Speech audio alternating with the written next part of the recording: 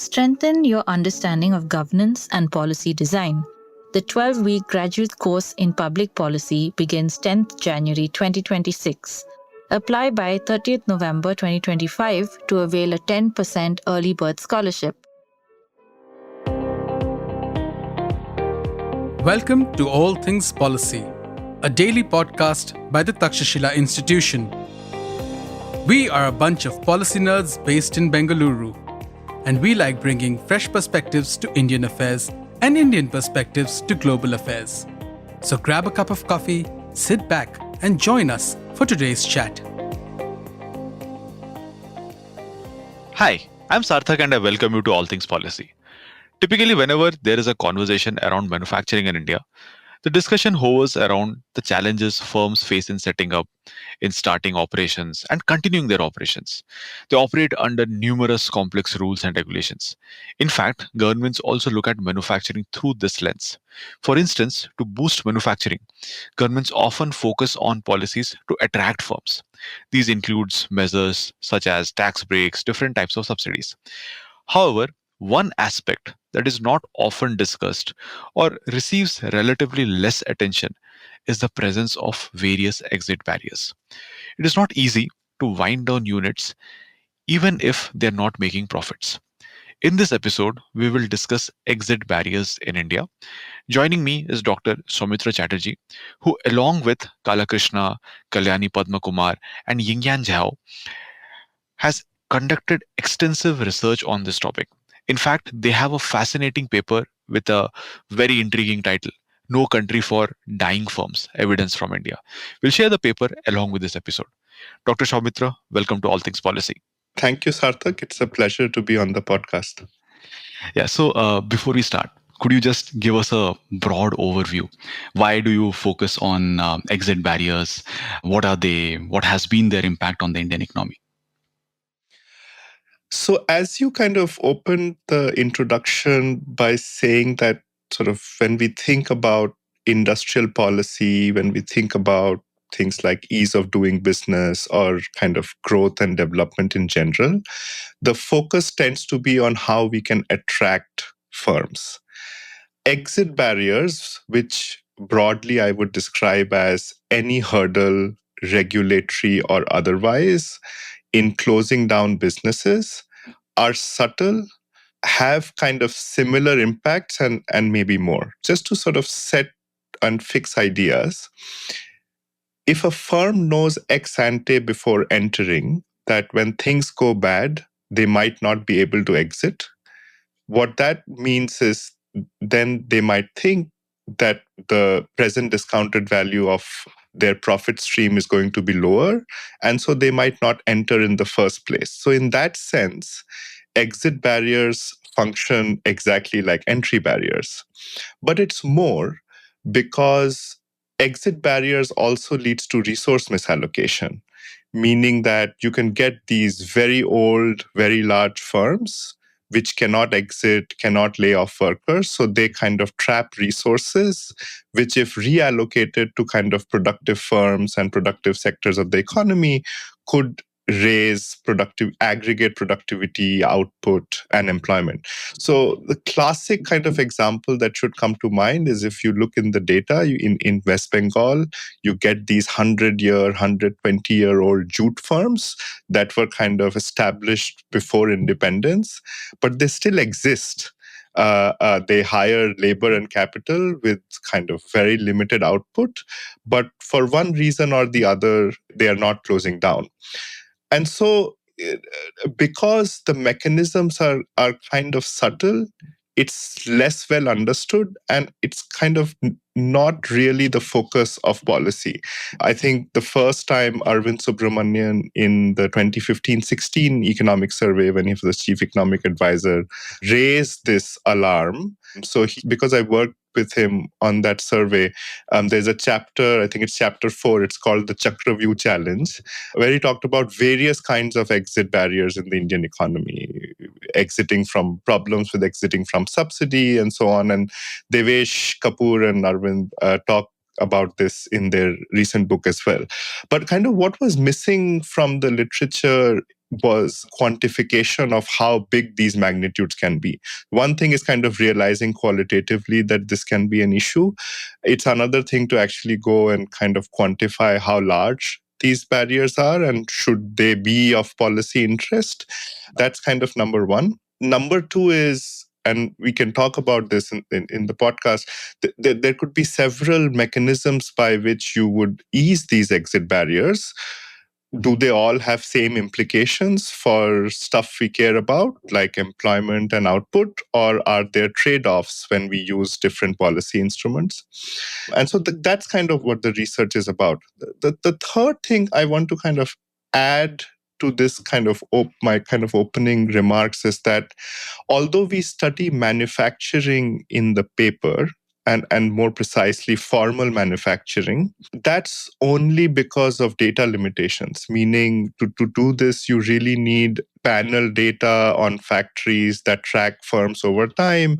And you really also need data that records what the firms are doing when they go into quote unquote a zombie state, which is when they have zero output but still have worker and capital. That is not to say that some of these exit barriers at least don't plague other sectors and even services sector for that matter.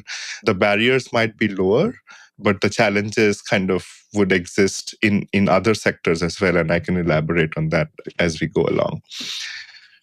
Yeah. Thanks, Soumitra. So I'll go to the first point, right? The Chakravi that you mentioned, and you gave a very fascinating example of the jute mills, jute factories and mills, which are operating even now after 100 years.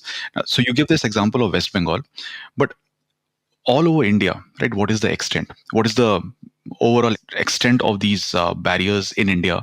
You did mention about resources remain in these unproductive firms, right? They remain trapped in these unproductive firms.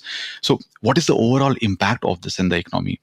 And I would assume that this also has implications on banking sector, for instance, because a lot of these firms take loans from the banking sector, and in India, it will be primarily the public sector banks, which again implies that the public sector banks don't have enough resources for other areas. So what is the overall implication of this in the economy? So let me take maybe half a step back and answer this in two parts. First, let's kind of discuss where do these barriers come from? And to kind of give you a sense of just one sense of how large these barriers are. So in the 2020-21 economic survey, they kind of did kind of an official study on how long does it take to close down businesses in India, even if there were no problems with it. So there's no litigation, you're not in labor courts, nothing. You need clearances from like the GST number has to be closed down. You need refund from Provident Fund. You need clearances from water, environment, power. Just that stuff, the regulatory clearances can delay voluntary closure of a firm by about 4.5 years, as compared to 6 months or 12 months in kind of advanced countries. And so these barriers can come from either the regulatory side, and the one channel that has been extensively studied are these labor laws, where you need special permissions to fire workers if you are a factory now with more than 300 workers. Then there is kind of the legal side of things. So there are delays in dispute resolution, whether it's labor courts, bankruptcy courts. But it's just not that. There are also kind of these uncertainties and inconsistencies in court judgments themselves. So as a part of this project, I ended up reading almost like 100 different court judgments of various kinds, bankruptcy and labor and so on. There are these like fascinating kind of discussions that courts have about who is a contract worker. As you know, like contract workers are not protected by labor laws, and companies hire contract workers to get around the labor regulations. But it turns out that it's not so easy. There are discussions about, are airline pilots regular workers, as in factory men or contract workers, are software programmers, contract workers, or factory workers like regular workers. And it leads to all sorts of different outcomes depending on which high court you are in, which year the case was filed, because the same high court kind of reverses its judgment when the country becomes more liberal and so on. And this environment kind of creates this uncertainty which plagues firms. And so when I speak to kind of the HR people in kind of big service sector, like tech multinational, their approach is we are just going to give severance pay so that nobody takes us to court. But if you're a small firm with not deep pockets, this can become like a huge issue. But it's not just, I mean, I want to be clear that it is not just labor laws or bankruptcy laws. It's kind of much more than that. And one kind of more recent example that people might be aware of is this takeover of Bhushan Steel by JSW. And I think earlier this year, so the liquidation had happened like 4 years ago. And earlier this year, Supreme Court said there were inconsistencies or irregularities in that liquidation. So they kind of either put the liquidation on hold or declared it null and void. And that caused a lot of worry, because how do you illiquidate a firm that was already liquidated? So there are all different kinds of challenges that can come. There is a famous kind of case about Nokia exiting India.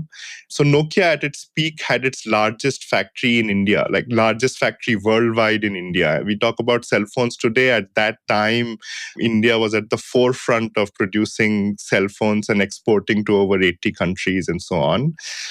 Over time, the devices business changed. You went to smartphones. Vietnam was offering better tax breaks. And so Nokia wanted to exit the Indian market. As soon as that kind of happened, there were 2 tax evasion cases that were put on them. One by the state high court and the other one by the central government in the Supreme Court. It took 2 years, but the state kind of case was, they dismissed the case. The Supreme Court case stuck. Eventually, they had to pay, I think, 400 million euros in penalty. But the entire process just took, I think, 6 or 7 years. And all this while, it was hard for them to fire workers. Microsoft, which bought all of Nokia's devices business, just left out this factory, which kind of lingered on. And that kind of creates an environment of I think, uncertainty, which then kind of tells companies whether it's going to be profitable over the lifetime of the firm to enter or not. Now let's come to the context and where it is coming from. It's not just labor, it's not one thing. There's a lot of stuff going on both at the center level and the state level. The second part of the question is how much of resources is trapped in these firms, stuck in these firms. I think that's a hard question to answer, and I'm not going to give you an answer for 2 reasons. One, it's a data issue, meaning at the very least I could count how many workers are, let's say, employed by zombie firms. Right? That would be one measure of this. But in the ASI data, as soon as a firm becomes dormant or zombie, they are dropped from the sample if they are consistently dormant for more than 3 or 4 years. And so then in any cross section, it's hard to measure precisely what resources are trapped within firms, because you are kind of getting a truncated sample in the data. And this is for manufacturing. For the country as a whole, I would also want to see zombie firms in other sectors. Probably MCA has that data, but there is an issue about how to get it and compute it and so on. But there's also a conceptual issue, because in terms of stuck or trapped resources, why just focus on companies that have gone dormant or have become zombies? You could have firms that are small and not growing. So they're not reaching their full potential, right? The dwarf firms. And the dwarf firms. And that is also, in some sense, resources being trapped in unproductive units. So I think the right question to ask is, by how much would output, mass of firms, employment change if we remove these exit barriers. And so in the paper we do we should be careful, like on a policy podcast, because these are all model-based estimates and they come with a whole host of assumptions. We make pretty conservative assumptions for the main stuff in the paper. We kind of, for example, we keep capital fixed in the economy, right? So if you had some flexible supply of capital, you would imagine that the effects or the positive effects would be larger, because as the environment becomes frictionless, more firms want to enter, but they need capital. In an environment where capital is restricted, you can't grow that much. But if I kind of liberalize the capital market, and then it depends on what we think the elasticity of capital supply is, the effects can be much more. But even with sort of very conservative assumptions, we find that output, for example, can go up by at least 14% if our exit rates are about 50% of US exit rates. There could be a net entry of firms by about 20%. The employment channel is a little bit ambiguous. It depends on what instrument you use to reduce these exit barriers, but there is enough evidence to point towards growth and productivity going in the right direction. Yeah, so that is very fascinating, right? So this much resources are trapped, but if you are able to somehow leverage it, then you are going to have higher productivity and growth. Now, if I have to summarize this, right?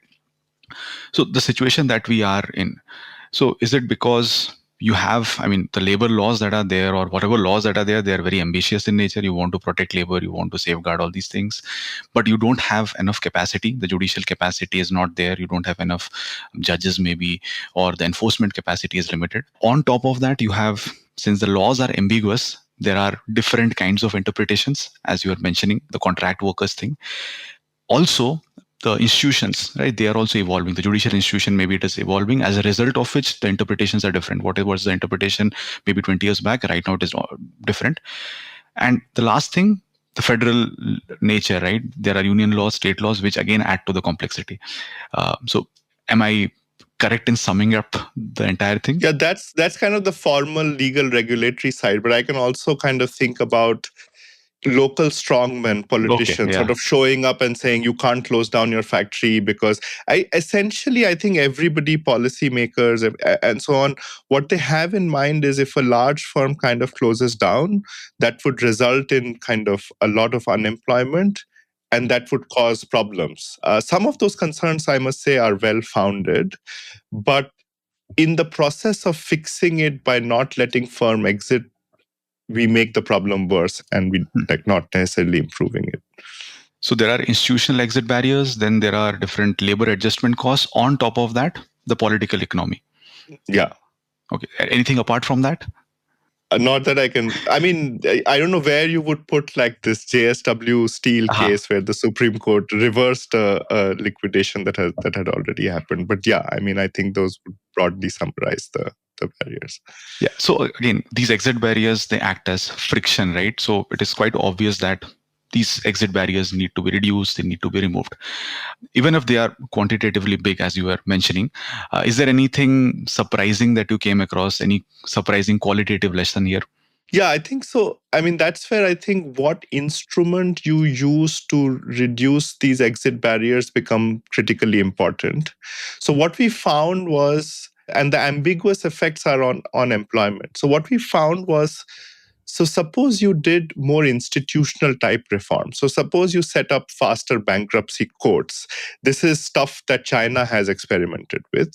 What that does is that when you make it easier for firms to exit because bankruptcy process is faster, the most unproductive firms will kind of go out. They're going to release some labor in the economy. The entering firms, by and large, are able to absorb them if there is enough capital available.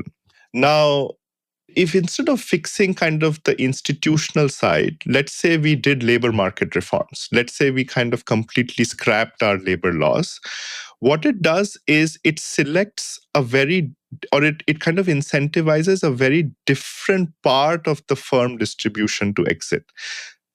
In this case, these are firms that are not only unproductive, but also large.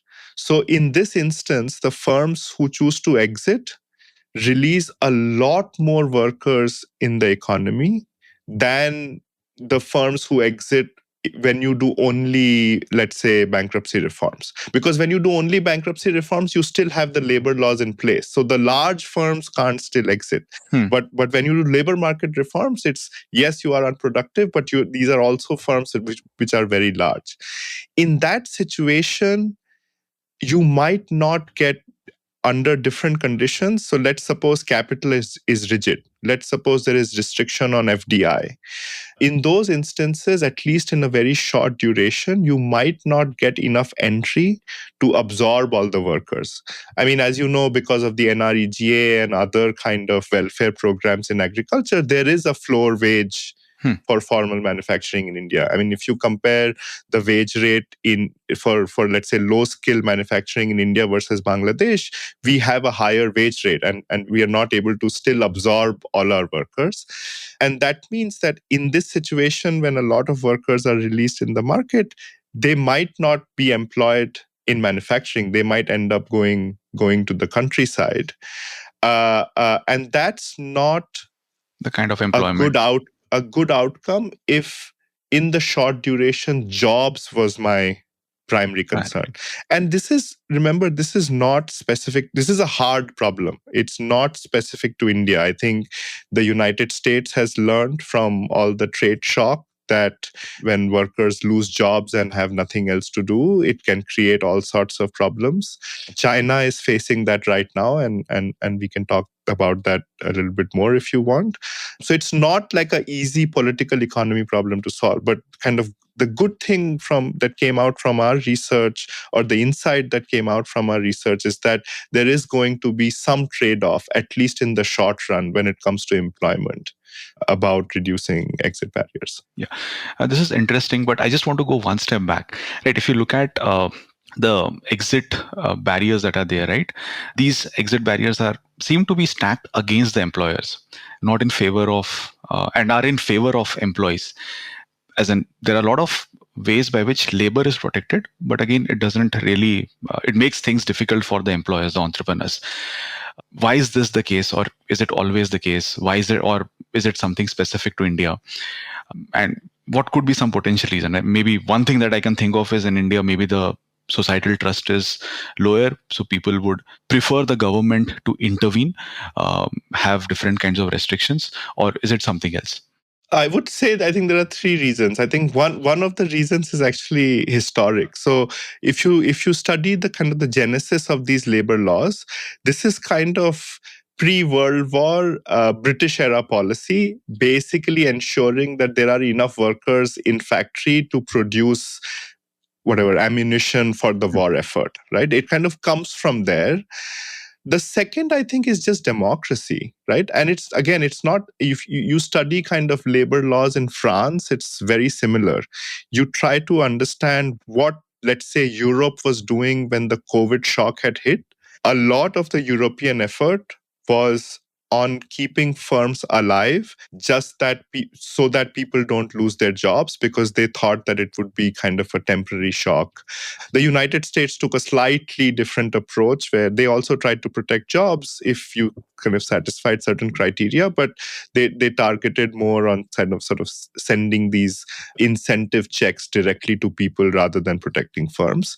But in a democracy where politicians are responding to people and people want decent, well-paying jobs, it's a part and parcel of that. Do we have stuff that goes in favor of firms? In the labor market, maybe no, but in other dimensions, which is now kind of going outside my research, but in other dimensions, there are various regulations that enable firms to extract market power from the economy. So I would say that that kind of works in their favor a little bit.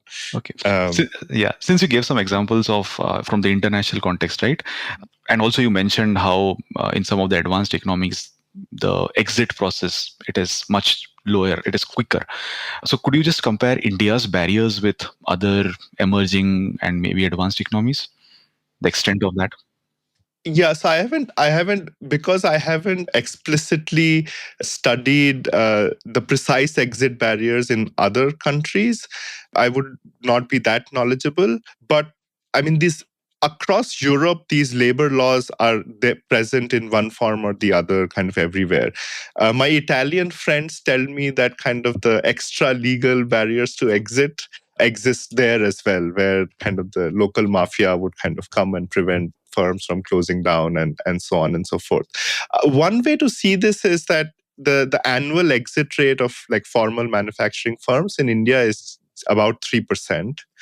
That's lower than US, obviously. So the US exit rate is about 9% annual. But it's also lower than countries at comparable levels of GDP per capita. So you think Colombia, Vietnam, they have exit rates not more than 12% at the very least. And that kind of gives you a sense of that there is a difference, that we are making it relatively harder than in these other countries, which are flourishing both in terms of developing manufacturing in general, but also low skill manufacturing. China is a good case in point. Chinese exit rates, to my understanding, is a little bit higher than exit rates in the United States. They did this, as we were discussing before, they did this massive reform of setting up faster bankruptcy courts, and that has been studied by researchers at the Kellogg School of Management. And they have found like pretty much the similar effects on output, productivity, and employment as we do in kind of, I mean, ours is more hypothetical and theirs is a retrospective, meaning the reform has happened and they can study the actual effects. So one thing that you mentioned in the beginning, right? So we don't talk much about the exit barriers. And in the 2016 economic survey, there was like there was this mention of these exit barriers and how there are so many unproductive firms. I mean, this is just pure speculation. I'm just asking, it might be just outside your area of research. So is there any specific reason why we haven't been talking about exit barriers? We just focus more on the entry barriers right now, right? So ease of doing business and all these things we talk about, but there we don't consider the exit barriers thing. Is it something to do with culture where we primarily focus on the beginnings and not the ends? No, I don't think it's anything to do with culture or India. I think exit barriers are just not well understood worldwide. I mean, even in kind of the macro literature that we are studying, all the focus is, you read any kind of macro paper on firm growth, it's mostly the policy. Even if there are kind of exit barriers in the framework, the policy experiments are all geared towards increasing entry. And so in kind of the academic space, that's the reason I think our paper is kind of getting some traction, because it's kind of the first time we have put exit on the forefront of the policy experiment and not as a residual kind of in the model. The second reason I think is it's just that it's very subtle. Economists kind of understand it, but when it comes to firm growth, it's natural to think about, oh, what tax subsidies can I offer for Apple to set up a plant here? There has been some progress, right? So and in the case of Tamil Nadu, and again, Arvind Subramanian wrote a piece in the Financial Times on this, when Ford was trying to exit, they actually made it very easy for them to exit. And a consequence of that was a few years later, when they decided to re-enter, they kind of went to Tamil Nadu. And so there is some realization in the system, I would say, but not a whole lot. There is a recent kind of case about General Motors trying to sell their Pune plant. I think Hyundai was trying to buy it. And all these workers basically said, this can only happen if it's assured to us that the new employer will give us all the jobs. And the case went to court. Of course, the court took its own sweet time to decide the whole matter. And eventually, GM had to pay a lot of severance pay and kind of get it in writing from the workers that they are not going to hold Hyundai accountable. And it's only after that the transfer or the sale of the plant could take place. So, I mean, there is some movement on this side, but I would say the whole kind of reforms in bankruptcy is sort of moving in this direction. But in terms of the politics of it, it's not. When it comes to the politics of it, the immediate focus just becomes, if this firm exits, then so many workers are going to be unemployed. Since some of these workers are also on the older side, they have sector specific knowledge and skill, they might not be able to get employment elsewhere. And in a democracy, that seems like a genuine concern for politicians to have. Yeah, so you did mention about the bankruptcy reforms, and apart from that, you have been giving some examples from some states, right? Tamil Nadu seems to feature a lot in these examples. Now, I would assume that over a period of time, some of these exit barriers would have changed. Also, across states, there will be variation in these state, at least the state level regulations, which make exit difficult. So, what are some of those observations? In fact, your paper also talks about high performing states, low performing states. So, could you just tell us some of those things? Yeah, so just to be first careful about what is in the paper. In the paper, this classification of high performing states and low performing states has been done purely from the point of view of exploring heterogeneity and not attributing some fundamental label to one state versus the other. Again, because a lot of this is a black box and we cannot get direct data on whether certain local political parties were making it harder for firms to exit or so not. It's very hard to say whether Bihar is going in a certain direction because of one barrier versus the other. But we can quantify in the aggregate where the exit barriers are higher. And I think the usual suspects, I think Tamil Nadu, Maharashtra, Gujarat have lower exit barriers, meaning that firms find it easier to both hire and fire workers in these states. Firms find it easier to exit, meaning sell their capital, lay off all workers, and close down the firm, compared to, let's say, a Bihar or a West Bengal. But it's very hard. I mean, these exit barriers, we find that they are highly correlated with things like strikes and lockouts and things like that. But it's very hard to pinpoint whether it's a certain kind of barrier in one state versus the other. And I think it's an important question, and that should be if this generates enough policy interest, then that should be the focus of further research in trying to identify what it is. The other part about the changing landscape, I think, yes, there has been definitely there has been sort of some progress, right? So everybody talks about the IBC, but I think the jury is still out on how much impact the IBC has had on the macroeconomy. I mean, even with the IBC, you still get cases where in a lower court, the case has been filed under SARFACI, and then it takes a long time for courts to realize, oh, SARFACI is an older one, so they should be filed under IBC. And that kind of, again, increases the time to liquidation and exit. The Tamil Nadu kind of Ford case kind of tells you that at least in one state, there is some realization about this. But then you get the Supreme Court judgment, which makes sense to no one, I think, on reversing a liquidation that has already happened. I mean, the GM plant case is from Maharashtra, which otherwise is sort of doing well in terms of growth and output in manufacturing. So it's kind of, to me, it's hard to summarize as to how much of the progress is trend versus some aberrations that have happened. And you also find certain, I mean, there's one section where you talk about certain findings, right? These are facts. For instance, one such fact that you have mentioned is dormancy is a pathway to exit for plants. I was just wondering, is it different elsewhere? Do firms not go into dormancy in other economies, or do more dormant firms in other economies bounce back as compared to India? Right. So if you think about it conceptually, a firm could go dormant, which is you don't produce any output, but still retain maybe some of your workers and capital, for two reasons. One is purely buying option value, that it's COVID. So today there is no scope for producing, but we believe that in a few years, this will go away. And so the firm is just buying option value, because re-startup costs could be substantial if I liquidate everything today. But the other is that actually we have figured it out that that this business is no longer viable. We should exit. but it's just taking 4 years to obtain clearances from various departments, and I need to hire a clerk, accountant, an employee to kind of just obtain those things. And in the interim, the labor laws are kind of keeping me from firing my factory workers when I actually want to.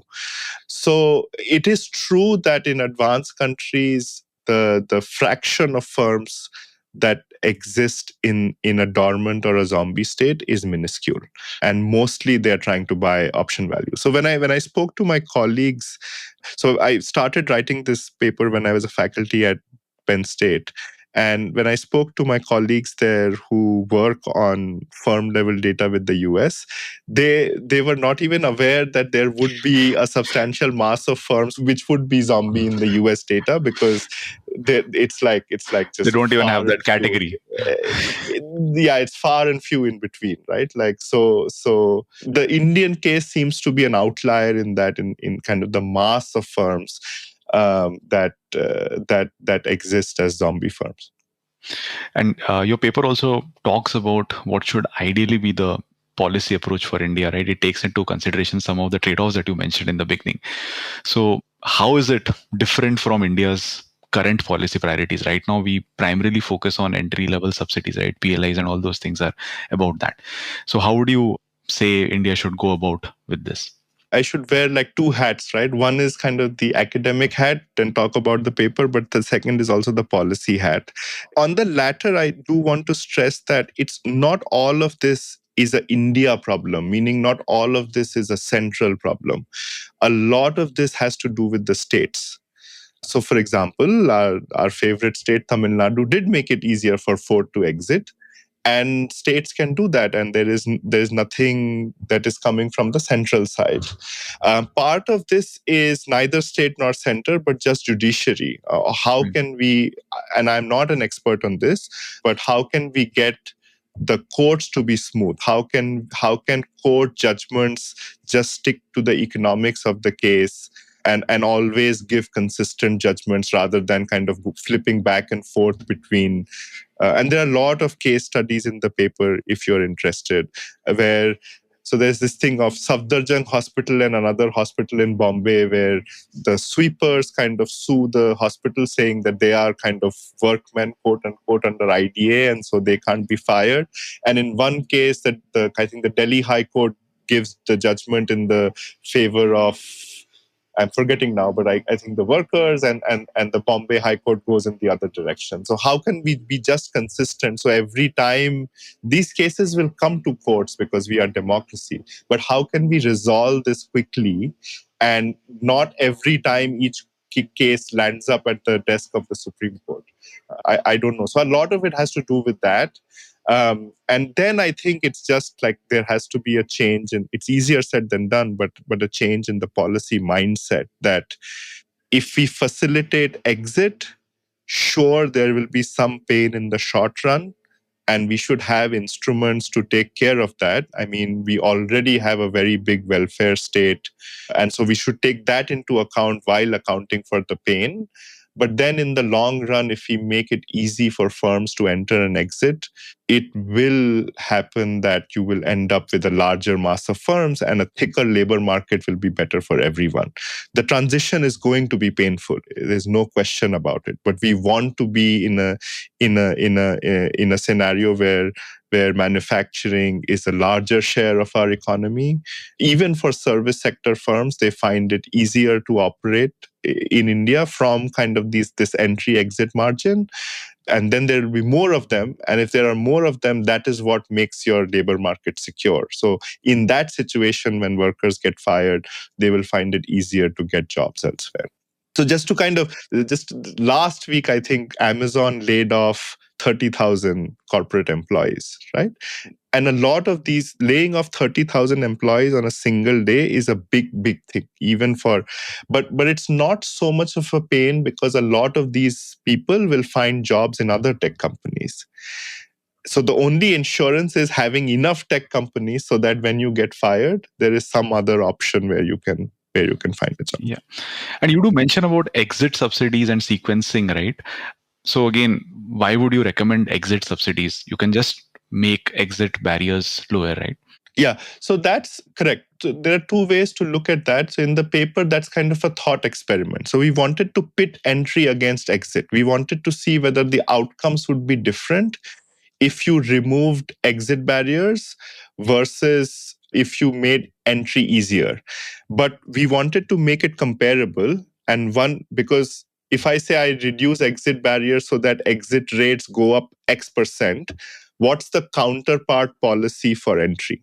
So one way I want to compare apples to apples and not apples to oranges. So one way to do that is to say there is a fixed budget. This budget can either be spent as a per firm subsidy on entry or a per firm subsidy on exit, so that every exiting firm gets the same money and so on. And then we are in a situation where we are comparing apples to apples. And what we find is the entry channel or entry subsidy of the same amount, both increase value added, but the entry channel increases employment by more than what you would get from providing exit subsidies. And the sequencing bit is just the fact that we know from our earlier discussion that if we just did labor market reforms without fixing the institutional side of things, you could end up in an environment, especially if capital supply is rigid and so on, that in the short run, you're not absorbing enough workers. And so if we care about jobs, the stance to take is that we are not going to do the reform. The other stance to take is let's push on the institutional reforms like bankruptcy first, and then do the labor market reforms such that the short-term pain on labor is minimized. Yeah, is reduced. And also you find that states in India which have I think low entry barriers also are the ones which have low exit barriers. There are these kind of correlations. So somewhere we have evidence for that. But that's not surprising in the sense it's not, the economics of that is not surprising because, as I said, if exiting is easy, that automatically means entry is easy. So it would have been surprising if we did not find a positive correlation between entry and exit. But that kind of confirms that the data lines up with the intuition. Yeah. So again, this also concludes our discussion on exit barriers. Thank you, Professor Soumitra, for this detailed deep dive into exit barriers. So hopefully, this is going to spark some more discussion on exit barriers. We have been talking about entry barriers a lot. Maybe the narrative shifts towards exit barriers as well. Would you like to add something? No, I think we had a good discussion. Thank you for having me on the show. Thank you, Soumitra. So thanks to our listeners for tuning in. We'll meet again in one more episode of All Things Policy. If you liked our show, dive into Takshashila's research on technology, strategy, and economic affairs. Check us out at our Twitter handle @Takshashila INST or our website takshashila.org.in.